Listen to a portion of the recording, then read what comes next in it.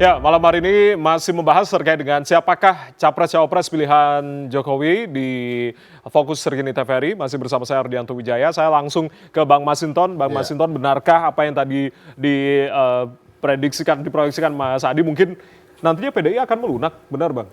Melunak itu apa? Melunak dalam artian dengan melihat kondisi yang ada begitu. Tadi Mas Adi katakan.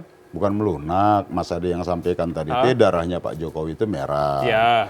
Jadi ini kan menampakkan sikap Pak Jokowi menampakkan bahwa beliau tuh ya sangat demokratis, gitu loh ya, dan juga aspiratif, menerima aspirasi dari teman-teman relawan yang munculkan nama-nama, dan kemudian ya proses pendaftaran pilpres itu kan masih baru bulan Oktober nanti, Ya, nanti maka Oktober. disebut masih jauh, nggak usah terburu-buru, gitu ya. Nah, namun saya yakin dari sikap dan pengalaman Pak Jokowi dari mulai wali kota, gubernur, presiden gitu ya, beliau saminawa atona, itu dengan garis keputusan partai, apalagi yang sudah diputuskan oleh Bu Megawati. Nah, artinya ini kan tahapannya masih panjang, gitu loh. Ya. Kecuali sudah terdaftar nanti Pak Prabowo dengan siapa, Mas Ganjar dengan siapa, atau nanti Pak Erlangga dengan siapa, baru kemudian Pak Jokowi bisa bersikap, gitu loh. Kalau sekarang kan nggak mungkin dong, muncul aspirasi nih teman-teman relawan gitu ya, ada nama selain nama Mas Ganjar, ada nama Pak Prabowo, kan nggak mungkin dong presiden bilang jangan. Ada nama Pak Erlangga jangan, kan nggak mungkin. Nah, beliau kan pasti bersikap demokratis, memberikan semua ruang itu. Nah, dalam titik tertentu ketika sudah nanti diputuskan secara definitif oleh KPU bahwa calon presiden adalah A, B, C, baru kemudian Pak Jokowi punya sikap untuk membisikkan ke relawannya, kalau kita lihat tadi itu, kan gitu ya. Membisikkan ke parpol-parpol yang masih belum terbentuk koalisinya begitu. Ya, tentu itu bagian dari upaya untuk menjaga harmoni demokrasi ini. Agar kontestasinya itu lebih pada kontestasi yang programatik, gitu ya. Nah, kita berharap yaitu pendekatan program lah yang lebih dikedepankan. Tadi Bung Dhanil juga menyampaikan bahwa Pak Prabowo juga mendekatkan kampanye-kampanye yang lebih programatik gitu ya. Nah, ini yang kita harapkan sesungguhnya, dan Pak Jokowi harapkan, dan juga partai-partai politik harapkan, agar situasi demokrasi ini dengan riang gembira dan lebih berkualitas dengan pendekatan programatik tadi. Seperti itu, Bung. Oke, saya langsung ke Mas Handoko. Mas Handoko, artinya ini kan tadi berbicara terkait dengan kekuatan dari relawan Pak Jokowi begitu. Seberapa besar sebetulnya kekuatan dari relawan Pak Jokowi? Ya sulit juga yang ngomong ukurnya ya, nggak ada alat ukurnya juga. Tapi ya. Kita berkaca di 2019 ya kan juga berhasil kan waktu itu. Ya saya juga nggak mau terlalu overklaim ya bahwa ini relawan ini kan makhluk baru mungkin ya dalam realitas politik kita ini. 2013 karena ada sosok Pak Jokowi, kemudian orang berduyun-duyun, kemudian kami waktu itu membentuk Projo pun waktu itu kita juga bingung nyebutnya apa ini kan. Kemudian kita minta Bu Mega untuk calonkan lewat PDI Perjuangan, habis itu menang. Setelah menang ternyata kemudian Pak Jokowi bilang Projo jangan bubar. Kalau jangan bubar kan ya harus distrukturkan, akhirnya jadi ormas. Ini proses transformasi yang kalau saya jujur saja ditanya kemudian seberapa besar, ya sorry kami kita nggak pernah punya alat ukur, tetapi bahwa kerasa iya dalam misalnya kita mempengaruhi opini publik, melakukan, kan kalau dalam pilpres kan jadi beriringan ini dengan partai-partai koalisi kan, mungkin ada ruang-ruang yang di situ secara formal partai nggak bisa masuk, relawan bisa mainkan perannya seperti itu. Jadi kalau kemudian dibilang seberapa besar, seberapa kuat, apalagi kemudian mungkin nanti ada yang coba menghadap-hadapan dengan partai ya susah. Itu Oke. nggak bisa ngukur kita, kan seperti itu. Baik. Jadi kayak gitulah kira-kira. Ya, saya akan ke Mas Adi. Mas Adi berbicara terkait dengan Musra tadi, memang Mas Handoko bilang ini kekuatannya justru ya terbukti begitu untuk bisa mempengaruhi opini publik atau opini masyarakat. Dalam artian Musra ini bisa diartikan, hasil dari Musra ini bisa diartikan sebagai benar-benar murni suara rakyat atau suara relawan, atau justru malah sebagai representasi dari keinginan Pak Jokowi, atau seperti apa Mas Adi? Anda menilainya?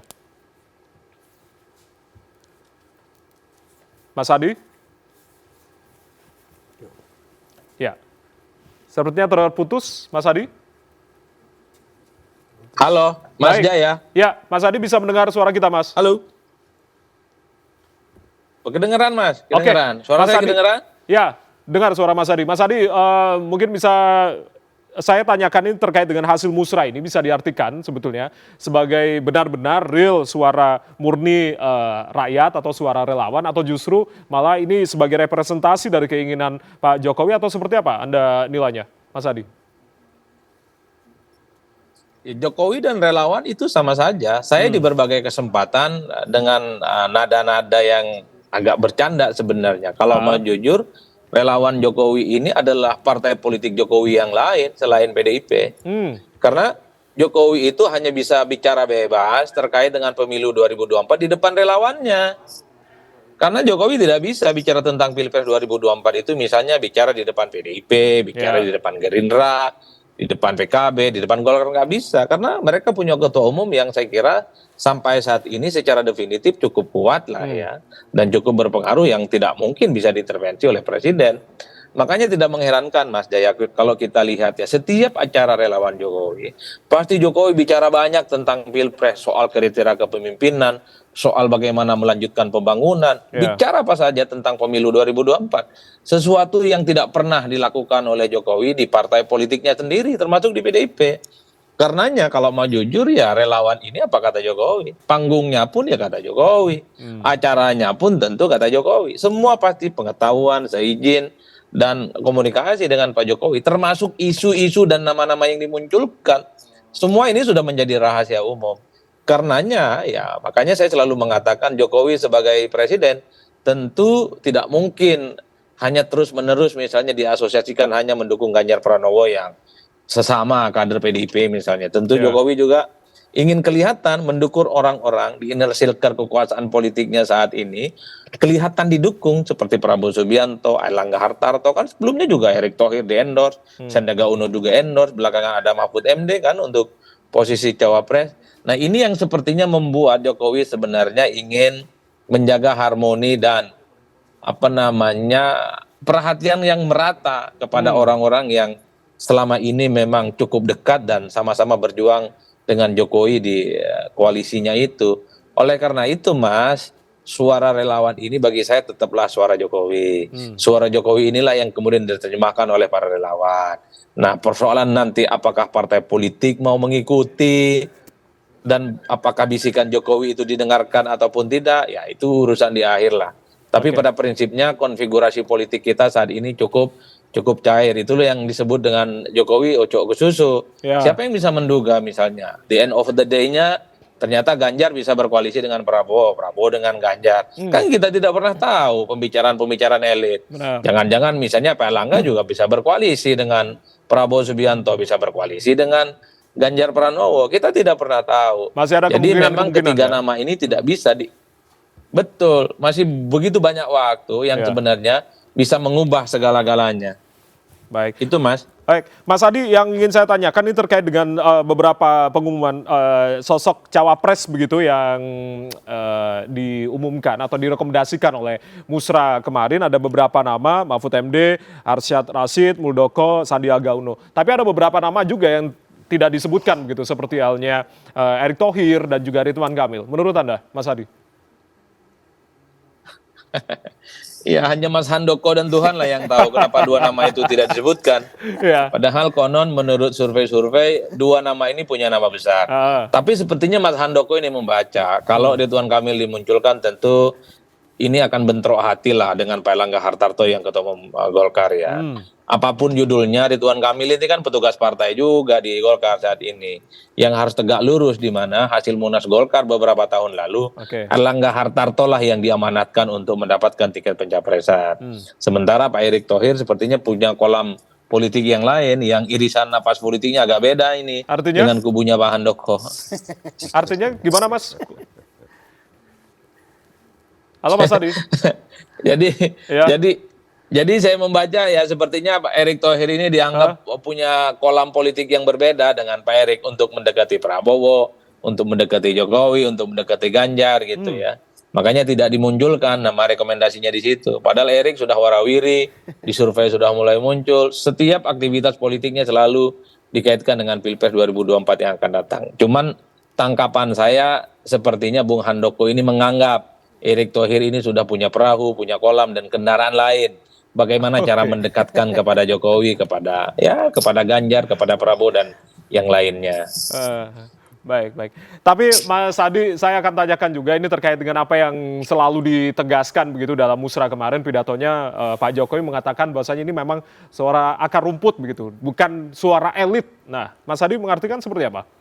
Siapa yang dimaksud elit ini? Apakah benar ketua umum parpol begitu? Ya, kalau melihat intonasi dan retorika Pak Jokowi ingin sebutkan relawan ini suara rakyat. Ini bukan elit, mereka itu bukan pengurus partai, bukan ketua umum partai. Suaranya juga penting untuk didengar, Mas.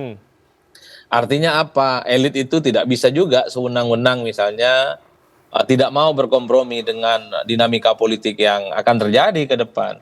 Musrah ini ingin ditegaskan adalah jejaring politik yang bisa dimanfaatkan oleh Jokowi untuk menyerap begitu banyak kepentingan politik yang ada di bawah. Karena seringkali suara di bawah itu relatifly berkorelasi positif dengan kemenangan di 2024 yang akan datang. Dan banyak kasus juga suara elit itu seringkali tidak berbanding lurus dengan tingkat keterpilihan di tingkat bawah. Nah, pesan itulah sebenarnya yang ingin disampaikan oleh Pak Jokowi. Bahwa elit punya kepentingan, bahwa elit punya preferensi, tapi ingat suara-suara di bawah yang salah satunya disampaikan oleh para relawan ini juga menjadi penting untuk dijadikan sebagai referensi dalam menentukan sikap politik ke depan, terutama Pilpres 2024. Saya menangkapnya seperti itu, Mas. Baik, relawan sangat penting suaranya begitu. Artinya Bang Daniel, apakah memang Gerindra juga akan mendekat ke teman-teman musrah atau? Ya, semua pihak pasti kita dekati untuk kepentingan Pilpres 2024. Tentu tadi saya sebutkan Pak Prabowo punya komitmen untuk merangkul semua pihak. Elit partai tentu karena ini adalah tiket untuk ikut kontestasi, ya, otomatis gitu. Di sisi lain ya kelompok relawan juga penting, juga bisa memacu motor kerja kampanye agar terpilih di 2024 nanti. Jadi semua kelompok kita pastikan Partai Gerindra, Pak Prabowo ingin ngajak mereka semuanya. Itu pertama. Kemudian kedua, Mas, yang harus dipahami adalah proses di elit itu kan proses bagaimana caranya agar kita dapat tiket untuk ikut kontestasi. Makanya kemudian sekarang sedang berkomunikasi terus-menerus untuk membangun formasi siapa capres dan cawapres. Tapi di sisi lain yang juga menjadi referensinya itu adalah tingkat elektoral. Nah, elektoral itu kan hasil survei, dan survei itu adalah representasi yang dirangkum dari suara-suara rakyat. Nah, ini yang kemudian menjadi salah satu variabel Pertimbangan juga ya untuk menentukan. kita menentukan capres dan cawapres. Pak Prabowo selama ini tingkat elektoralnya sangat bagus. Di banyak survei beliau ada di urutan pertama.